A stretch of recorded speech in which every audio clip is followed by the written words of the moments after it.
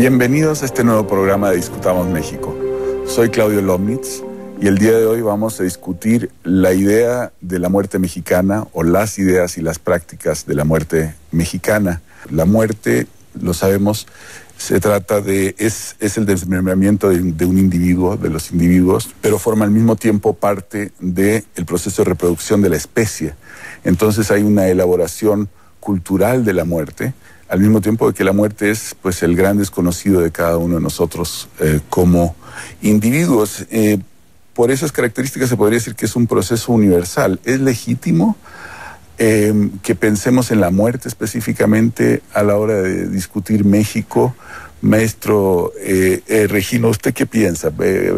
¿Por qué hablamos especialmente de la muerte a la hora de pensar en México? Efectivamente, creo que es un tema universal. A todas las culturas del mundo les preocupa ese tema, la vida y la muerte. En el caso particular de México, creo que es importante revisar las concepciones que tenemos en el marco de esta celebración, porque nos remite a nuestro origen. Creo que hablar de la muerte implica preguntarnos de dónde vinimos, dónde estamos y a dónde vamos. Como país, como sociedad, creo que también son preguntas que nos incumbe hoy en día y que en el marco justo de estos momentos es importante hacer esa reflexión más allá del concepto propiamente de la muerte, ¿no? Pero los mexicanos tenemos, digamos, ciertas primicias aparentemente en torno de este tema. Es decir, pareciera ser un tema muchísimo más elaborado en México. La muerte ha sido un objeto de reflexión bastante sostenido, ¿no? Usted como antropóloga, Dora, ¿qué piensa al respecto? Pienso que el ser humano en general y en particular el mexicano tiene mucha preocupación y tiene muy presente su ciclo de vida. Y eso no es actual, esto es desde la época prehispánica, es decir, en Mesoamérica la preocupación de ese ciclo de vida de hombres y de dioses era algo fundamental para el equilibrio de la vida y de la muerte, no solo del ser humano, sino del cosmos. Y esto está profundamente vinculado al sistema de producción agrícola. Definitivamente la vida y la muerte no solo está en el hombre, está en la tierra, está en los alimentos. Y esto, lógicamente, va a ser la preocupación del ser humano desde que nace. Y cumplimos ese ciclo de vida festejando la muerte, pero con la idea de un renacimiento. Eduardo, ¿usted qué piensa? Bueno, recordemos que estos centenarios, bicentenarios que estamos celebrando son producto de movimientos armados que causaron muchísimas muertes. Entonces, pues viene muy a tono hablar de él y ir a sus orígenes e inclusive, como se platicaba, pues hasta el momento actual. ¿Qué es lo que perdura de aquel mundo prehispánico? ¿Qué es lo que realmente entró con el cristianismo? ¿Cómo se ve actualmente? Porque también allí es un mundo de dualidades impresionantes en el que el de muerte y vida, porque no lo podemos obviamente separar, está jugando también en todo esto y tiene también presencias. Pero en definitiva sí, lo que está más a mano, vamos a decirlo así, es lo mexica, ¿verdad? Lo azteca, y entonces por eso nuestros muralistas, nuestros escritores, etcétera, toman mucho de esa presencia, ¿verdad?, para manifestar sobre el tema. México es un país diverso y por tanto creo que hay diferentes visiones en torno a la muerte. Sin embargo, sabemos también que los pueblos indígenas mesoamericanos compartían algunos rasgos comunes, que es lo que más se ha estudiado, que es lo que está más a la mano, dijera el doctor Matos.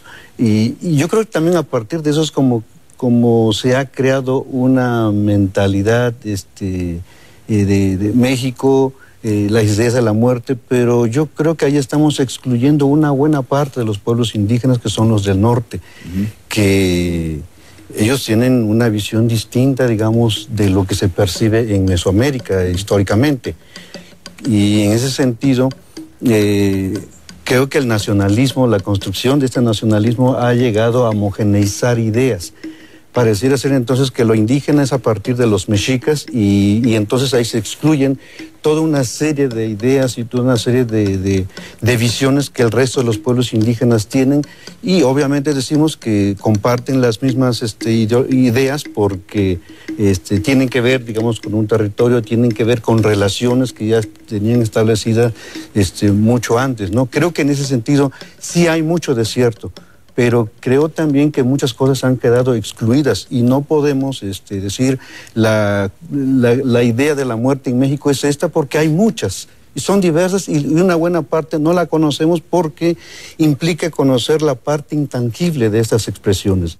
Una primera reflexión bicentenaria y centenaria respecto a esta temática específica es que la construcción nacional en cierto momento fue aztecocéntrica fuertemente, y que el México actual incluso y el México futuro tendría que ser realmente policéntrico, y esto ya se está notando y haciendo agua por varios lados. Cómo estas ideas trasladan y caminan en Estados Unidos. Exacto. Y donde vemos que se reproducen estas prácticas porque está pues esta visión y esta parte intangible que creo que es fundamental pues para seguir reproduciendo esta idea, esta cultura, y además algo muy importante que lleva consigo todo eso, un sentido de identidad.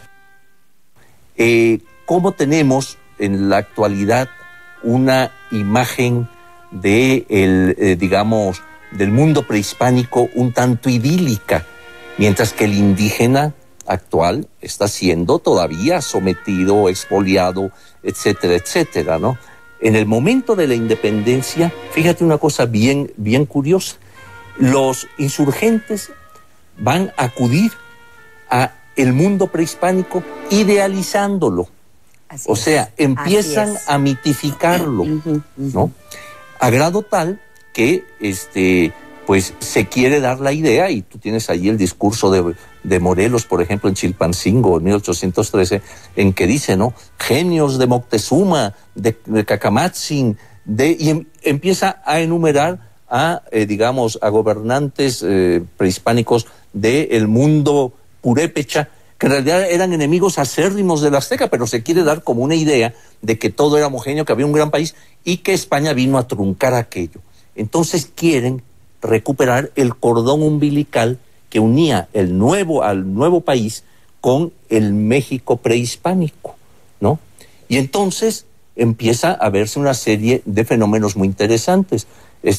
Una de las primeras disposiciones de Guadalupe Victoria es instaurar el Museo Nacional, ¿no?